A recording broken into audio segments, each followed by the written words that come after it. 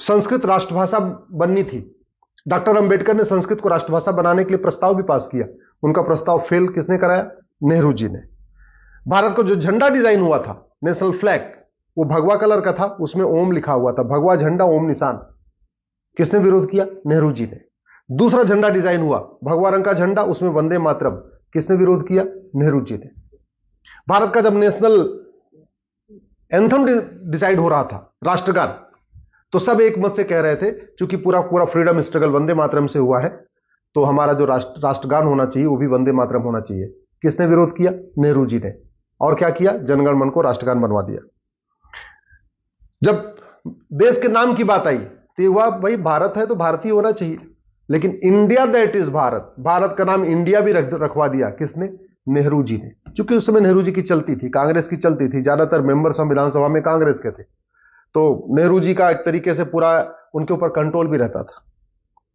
Article 35 है, किसने जुड़वाया संविधान में? नेहरू जी ने। नतीजा क्या हुआ? कश्मीर के जो हिंदू थे वो थर्ड क्लास सिटीजन हो गए। आर्टिकल 370 संविधान में किसने जुड़वाया? नेहरू जी ने। नतीजा क्या हुआ? अलगाववाद बढ़ा, आतंकवाद बढ़ा, कश्मीरियों का नरसंहार हुआ, बहन बेटियों का बलात्कार हुआ, हजारों सैनिक मारे गए, हजारों हमारी बहन बेटियां विधवा हो गई, पलायन हुआ। किसके कारण? आर्टिकल 370 के कारण। संविधान का आर्टिकल 13 कहता है सारी कुरीतियां खत्म करना है, सारी कुप्रथाएं खत्म करना है। कभी नेहरू जी ने उस पर संसद में चर्चा ही नहीं किया, इसलिए जितनी विदेशी कुरीतियां मुगलों के समय से चल रही थी वो यथावत चलती रही।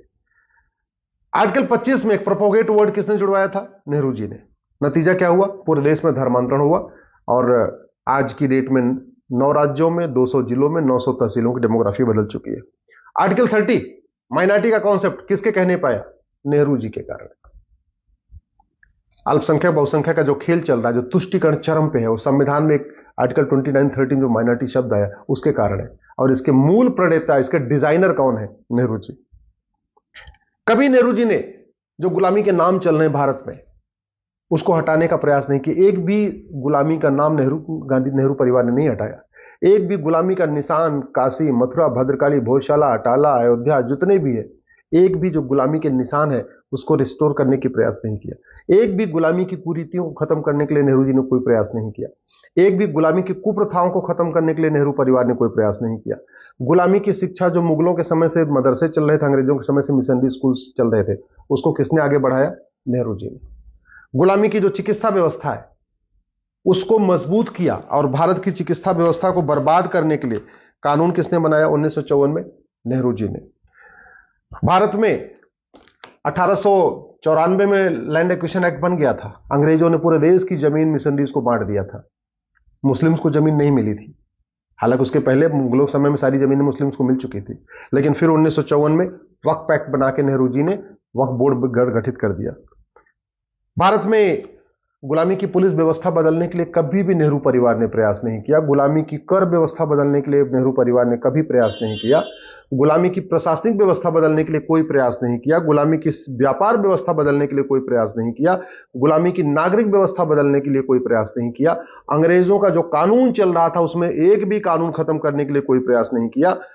हां, यह किया कि चीन को, भारत की जो परमानेंट मेंबरशिप चीन को, भारत को मिल रही थी, उसको चीन को दे दिया। चीन को जमीन भी दान दे दिया, पाकिस्तान को भी जमीन दान में दे दिया, वर्मा को भी जमीन दान में दे दिया, लंका को भी जमीन दान में दे दिया। अपना नाम ऊपर करने के लिए जमीन दान करते रहे भारत की।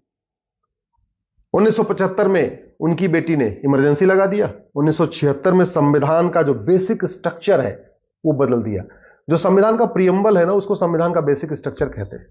लेकिन 1976 में इमरजेंसी के दौरान जब लोकसभा का टेन्योर पूरा हो गया था तो संविधान का बेसिक स्ट्रक्चर, जिसको प्रियम्बल कहते हैं, उसमें बदलाव कर दिया, उसमें 2-3 नए शब्द जोड़ दिए।